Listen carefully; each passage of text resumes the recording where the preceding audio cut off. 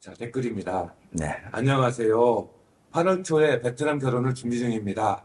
근데 결혼 중개인이 사전 혼인신고 번역이 필요하다고 인감도장, 인감증명서 2통을 보내달라고 하는데 이거 맡겨도 되는지 궁금해서요. 결혼도 4박 5일 전통 혼례도 아닌 것 같아요. 전통 혼례냐? 물어보니 대답이 없네요. 간이 사업자인 거 좀 거슬리네요. 어떻게 구분해야 됩니까? 정상적인 업체하고 브로커나 에이전시하고. 이분 사실 어제 저하고 통화했던 분이에요. 통화를 했던 분인데, 이제 뭐냐면은, 국제 결혼을 하든, 신랑이 인감증명, 인감도장이 들어가는 게 처음에는 아예 없습니다. 현실적으로 예. 그분이 어느 업체인고도 이제 제가 이야기를 다 들었는데, 처음에는 신랑분 기본 필요 서류, 그것도 어디 들어가기 위해서가 아니에요. 자, 가장 혼인관계 증명서, 직업에 대한 서류, 범죄에 대한 서류, 건강검진, 그리고 이제 주민등록 등본, 그건 이제 왜, 주민등록 등본은 왜 필요하냐면은, 우리가 주소, 여기서 이제 베트남에 와서 베트남에 있는 호치민 영사관에 신랑 서류를 신청하기 위해서 주소도 적고 해야 되기 때문에 실제 결혼에 필요한 거는 여기서 적습니다. 여기서 하기 때문에 그걸 필요한 서류를 하고 그 몇 가지는 그냥 번역 공증만 하면 돼요. 번역 사무실에 돈만 서류 보내주고 돈만 주면 다 번역해요. 그래서 결혼할 때 인감증명 자체가 없고, 그리고 신부 만나고 혼인신고할 때도 인감증명 들어가는 게 없습니다. 어? 그분은 뭐 혼인 등록을 하기 위해서 필요한 여전히 막 그러더라고. 또 번역을 하기 위해서 전혀 그런 거 없습니다. 뭐 위임장을 쓴다고 또 하더라고요. 자, 영사관에 대사관에 신청을 할 때도 본인이 못 가잖아요. 그럼 회사에 그냥 위임장에 서명만 하면 돼요. 그리고 위임장 뒤에 신랑 신분증만 첨부시키면 돼요. 거기도 인감도장 이런 건 없습니다. 좀 필요하죠. 예, 근데 인감증명이 딱 필요한 거는 제일 마지막 단계, 신랑이 이제 신부 비자를 신청할 때 초청일이잖아요. 그리고 보정일이잖아요. 그때 인감증명이 들어가고 인감도장을 초청장에 찍고 그다음에 신원보증서에 찍고 이거밖에 없어요. 근데 중간에 이제 처음 이제 결혼하시려고 하는 분인데 인감도장이 필요하고 인감증명이 필요하다? 그거는 있을 수가 없는 일입니다. 그래서 그거는 그쪽 업체가 전혀 서류에 대해서 모르는 업체다. 그래서 그분이 이제 계약을 하려고 한데, 그럼 왜 모르는 업체 그걸 계약을 하려고 합니까? 그래서 제가 이제 그렇게 이야기하고 말았는데, 실질적으로, 자, 서류는, 신랑의 기본 필수 서류는 신부한테 보여주기 위한 서류예요. 그래서 번역 공정을 해서 신부한테 보여주고 우리 회사가 5년 동안 보관하고 있어야 되는 거. 그 나머지는 신랑 주소, 정확하게 이제 한국 혼인신고할 때 부모님 이름, 주민번호 이런 거 다 적어야 되니까, 그런 나중에 기재를 적기 위해서 그걸 보고 적어야 되니까, 그래서 필요한 것들이에요. 그래서 신부들이 신랑 뭐 서류할 때나 뭐 신부 고향에 뭐 할 때 전혀 인감증명 필요 없다. 그건 잘못 알고 있는 겁니다. 그러면 간이 사업자 이것도 좀 그렇네요. 자, 간이사업자는요, 대부분이 국제결혼 업체들은 간이사업을 많이 내고 해요. 거의. 그러다 보니까 지금 1년에 8천만 원 미만의 매출이 되면 간이사업자잖아요. 근데 국제결혼은 전체 결혼 비용을 다 신고하는 게 아니에요. 결혼 비용은 실질적으로 현지에서 거의 사용이 많이 되기 때문에 거기에 보면 성혼 사례비라고 항목 중에 성혼 사례비 얼마 요것만 세금 신고를 하기 때문에 그 매출이 아마 8천만 원을 넘으려 그러면은 꽤 많은 신랑을 해야 될 겁니다. 그래서 일반적으로 거의 대체적으로 간이사업자가 많다는 그거하고는 아무 문제 없습니다.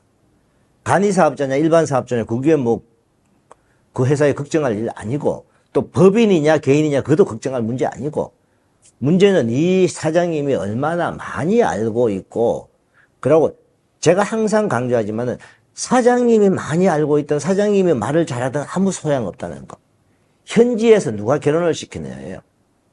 현지에서 베트남 사람을 그러니까 우리가 마담이라고 거래를 하면서 마담이 결혼식인 사람 같으면 이건 완전 신부 편이 될 거고, 현지에서 에이전시가 하면은 좀 그래도 신랑 편이 돼줄 가능성이 높다. 그 다음에 현지에서 최소 15년 이상 결혼업을 했던 에이전시가 거래를 하면서 진행을 맡아서 하면은 대체적으로 신랑 쪽에 더 도움이 많이 되고 좋은 여성을 많이 해주려고 한다.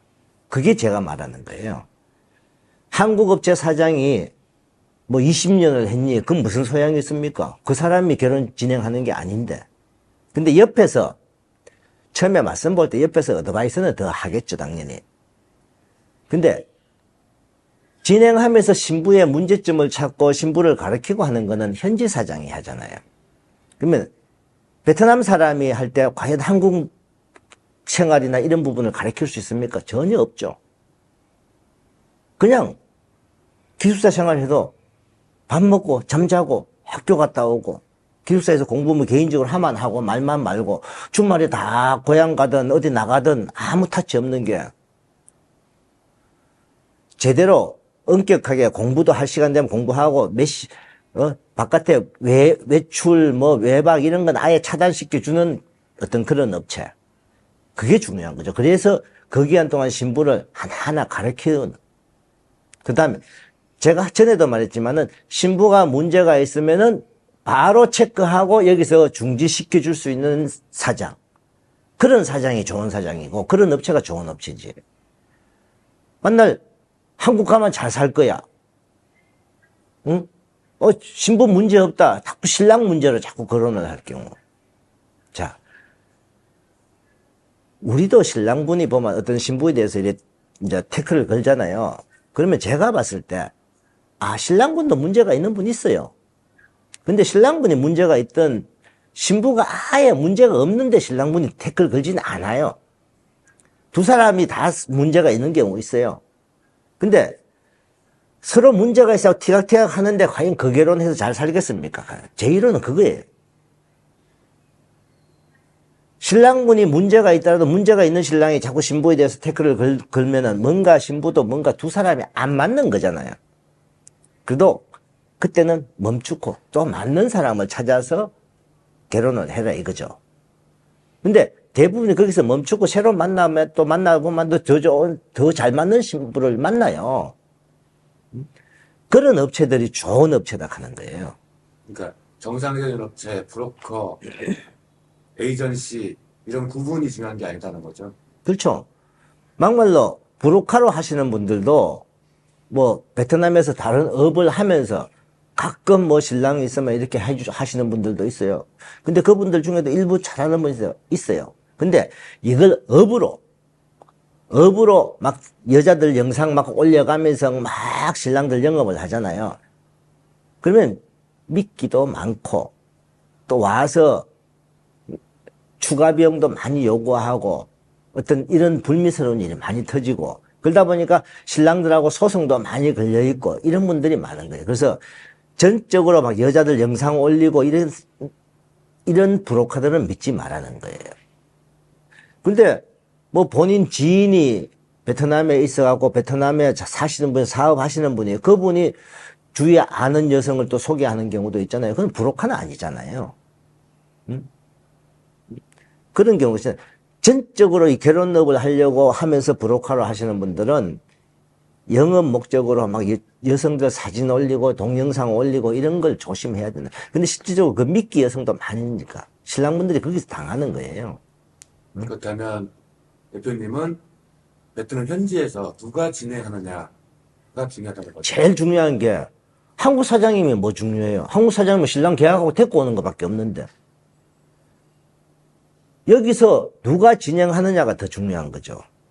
그러면 그 진행하는 분이 신부를 준비할 거고 그 신부들을 맞선 볼 거고 그 신부들 중에 이제 누구를 선택을 했다.